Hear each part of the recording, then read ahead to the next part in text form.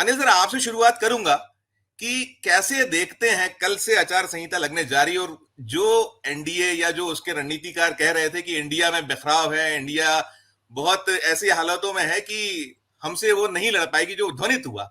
अब लेकिन जो स्थितियां बदली हैं, चाहे वो इलेक्ट्रल बॉन्ड का मसला हो और भी मामले हैं, कैसे देख रहे हैं आचार संहिता लगने के बाद? और कई राज्यों से ऐसी सूचनाएं भी आ रही हैं कि कई दल, कई नेता तैयार खड़े हैं कि वो कहीं खुद एनडीए या जो बीजेपी है उससे उसको कहीं आईना दिखाने के मूड में भी हैं। कुछ और भी, अगर यूपी की बात करें तो वहां भी कुछ निकल कर आता है, बिहार महाराष्ट्र मैंने बात की। तो ओवरऑल यदि हम देखें तो पहली प्रतिक्रिया आपकी क्या है अनिल सर?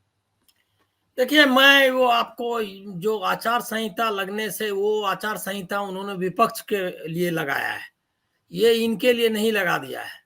आपको ये जो चुनाव आयोग का जो रवैया अभी है पिछले दिनों हमने देखा है, इससे किसी तरह की निष्पक्षता की उम्मीद करना एकदम मतलब जायज नहीं होगा मेरी राय में। क्योंकि अब उसके उदाहरण हैं, कई उदाहरण हैं, पिछले उदाहरण भी, अभी के उदाहरण भी। पिछला उदाहरण तो एक ही दे दूं कि एक ही मतलब छत्तीसगढ़ के ही चुनाव में दो भाषण हुए। एक भाषण दिया हेमंत बिस्व शर्मा ने, दूसरा भाषण दिया अमित शाह ने।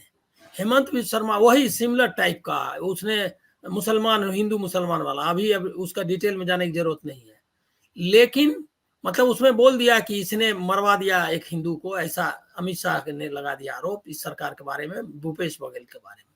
और दूसरे ने कहा क्या कि एक अकबर है, मतलब वहाँ अकबर है, उनके कैंडिडेट थे, जानते भी होंगे आप, मध्य प्रदेश में रहे हैं, मंत्री भी रह चुके हैं। तो वो जो है उनके बारे में कहा कि एक अकबर आएगा तो 100 अकबर लाएगा। तो उस पर 100 अकबर वाले पर नोटिस चली गई, लेकिन इस पे नोटिस नहीं गया अमित शाह का। और उसके बाद जो नोटिस का आप लैंग्वेज पढ़ेंगे ना, राहुल गांधी को, इसको क्या कहते हैं, प्रियंका गांधी को, उसके बाद जो नोटिस दिए गए, उसके अलावा बाद में जो राहुल गांधी को अभी हाल में एडवाइजरी दिया गया, वो जब हाईकोर्ट का दिसंबर जी का डिसीजन था, उनका वर्डिक्ट था, जजमेंट था, उस पर कहा गया क्या कि इनको बोलिए कि नियम से चलें। तो उस पर एडवाइजरी ये ने, हमको लग रहा है इतिहास में हमने पहली बार सुना कि चुनाव में आचार संहिता लगने के पहले जो है आप एडवाइजरी भेज रहे हो, वो भी कांग्रेस, मतलब जो मुख्य विपक्षी पार्टी के मुख्य नेता। ये मैं मतलब मेरी जो याददाश्त काम करती है, उसमें हमको कभी जी इस तरह का मतलब रवैया नहीं दिखा। ये तो मैंने आपको उदाहरण दिए, जो कि उदाहरण ऊपर से दिखने वाली चीजें हैं। जो अंदर खाने जो चलता है कि चुनाव की जो तारीखें, फेजेज, अब अगर ये जरूर है कि चुनाव आयोग पहली बार तो इलेक्टोरल बॉन्ड के निकलने के बाद, जिस और सारा कुछ के बाद, जो जिन जिन परिस्थितियों में सामने मतलब जो जैसी स्थिति बन गई है कि इस ऐसी स्थितियों में उसकी विश्वसनीयता, ईवीएम को लेकर के पूरा देश भर में चल रहा है आंदोलन, सब चीज मतलब चुनाव आयोग के सारे कामकाज को लेकर के काफी संदेह व्यक्त किया जा रहा हो, ऐसे समय में उसकी रिस्पॉन्सिबिलिटी है कि किस तरह से वो अपने को निष्पक्ष दिखाता है, कम से कम निष्पक्ष हो नहीं दिखने का भी प्रयास करे। ये करने में अगर क्या वो इसके लिए तैयार है, लेकिन अगर अरुण गोयल का अगर इस्तीफा हम देखते हैं तो हमको ये भ्रम भी दूर हो जाता है। इससे लगता ये है कि अरुण गोयल में कुछ रीढ़ की हड्डी कहीं रही होगी जो तन गई, और उसको उन्होंने तुरंत उनको छोड़ना पड़ा मैदान। अब ये दो जो शख्स आए हैं, इनका तो आप समझ लीजिए कि अरुण गोयल से भी फास्ट अपॉइंटमेंट हुआ। अरुण गोयल में जी 24 घंटे लिए थे, इन्होंने इसमें 24 घंटे भी नहीं लिए, मतलब कि घंटे 2 घंटे में फैसला कर लिया। 212 लोगों में की लिस्ट ले ली रात में, और 6 मिनट पहले कमिटी को सौंप दिया। ये सब कभी हुआ होगा? ये सब नहीं हुआ है। ऐसी परिस्थितियों में ये जो लगेगा मॉडल कोड ऑफ कंडक्ट, वो विपक्ष के लिए लगेगा, और उसमें लंबी फहरिस्त बनी है। एक नया जो एडवाइजरी, अगर आप ठीक से पढ़ेंगे, मैंने उस पर ध्यान से उसको देखा, उसमें सब चीज मतलब जो सोशल मीडिया है, जो मीडिया है, उस सब को भी लपेटे में लेंगे। अगर निष्पक्षता से करेंगे तो फंस जाएगा, लेकिन हमको लग नहीं रहा है, मेरा मेरा कोई भरोसा नहीं है। अब देख लीजिए क्या कि जो इलेक्टोरल बॉन्ड का परिस्थितियों का मैं सिर्फ एनालिसिस कर रहा हूं। देखिए कि इलेक्टोरल बॉन्ड के ये जो निकले, और उसमें आप देख ही रहे हैं कि नाम आ रहे हैं कि किस तरह फ्यूचर गेमिंग, का जो है जिसको औकात नहीं है और औकात से ज्यादा पैसा दे रहा है, कौन दे रहा है? औकात से ज्यादा दे रहा है, इसका मतलब कि पैसा कोई और भी दे रहा है जिसके जरिए जा रहा है। तो ये सारा सारा दृश्य मतलब अब है क्या कि राजा जो कहते हैं कि नंगा हो गया है टाइप का सिचुएशन है।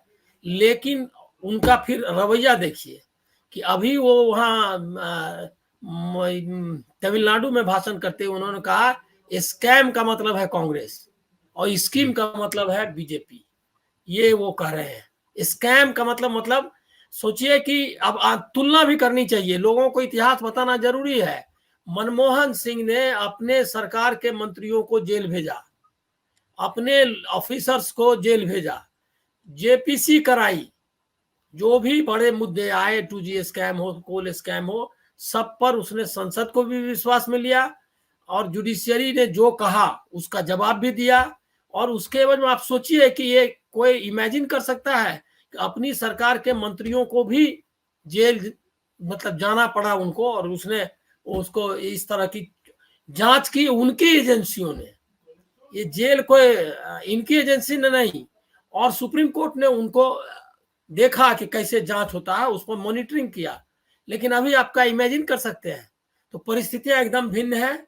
अभी आप देख लीजिए कि सामने में ये जो है अपॉइंटमेंट हुआ है, ऐसे अपॉइंटमेंट पहले भी होते थे सीबीआई के और सबके, और उन पर आरोप भी लगता था। लेकिन इस तरह से अपॉइंटमेंट कर सकते थे वो क्या कि एक दिन मतलब जो लीडर ऑफ ऑपोजिशन, कितना बार सुषमा स्वराज थी उसका इन कमेटियों में, लेकिन कभी इस तरह के परिस्थितियां नहीं है। अधीर रंजन चौधरी जिस तरह से आकर के बाहर में उनको बताना पड़ा। तो ये सिचुएशन ऐसा है कि आप इनको ये नहीं कर सकते, मतलब इतनी आसानी से इसका होगा नहीं। और आप देख लीजिए ना, अरुणाचल से तमिलनाडु तक तो अपना उन्होंने स्कीम घोषित कर, जो शिलान्यास उद्घाटन सब कर लिया पूरा, तब अब इसकी नींद खुली है चुनाव आयोग की कि वो ये कर रहा है, मतलब अनाउंसमेंट कर रहा है। मतलब अब हो गया कि साउथ से लेके नॉर्थ, नॉर्थ से लेकर के उधर ईस्ट तक, ईस्टर्न मोस्ट जो बॉर्डर है अरुणाचल तक में जाके सारा उद्घाटन क्या, एक ही चीज को 4 बार उद्घाटन, शिलान्यास में कोई भी उसका प्रोजेक्ट बना है नहीं बना है, शिलान्यास कर दो। और उसका कौन पकड़ रहा है भाई, क्योंकि मीडिया तो देखिए डिस्कशन कर रहा है कि ओपिनियन पोल। अरे कौन ओपिनियन मांग रहा है, जनता मांग रही है, किसका पोल करा रहे हो, कौन पैसा दिया है, कितना क्या कहते हैं सर्वे का सैंपल है, कुछ है? तो ये पूरा कैओस जो है, ये जो अराजकता है लोकतंत्र का, उसके सिचुएशन में आप समझिए कि आप बैठे हुए हैं। चुनाव आयोग से ज्यादा उम्मीद मत करिए, जनता से ही उम्मीद करेंगे। जो उम्मीद आपको राहुल गांधी की यात्रा में दिखाई देती है, जिस तरह से इंडिया यूनाइटेड, इंडिया गठबंधन यूनाइटेड है, दिखाई दे रहा है पूरी तरह से। और उसी तरह से अगर लोगों का रिस्पांस देखिए कि लोग सुनने के लिए, कोई प्रायोजित भीड़ नहीं है, कोई पैसा तो उनका अकाउंटे फ्रीज हो गया है।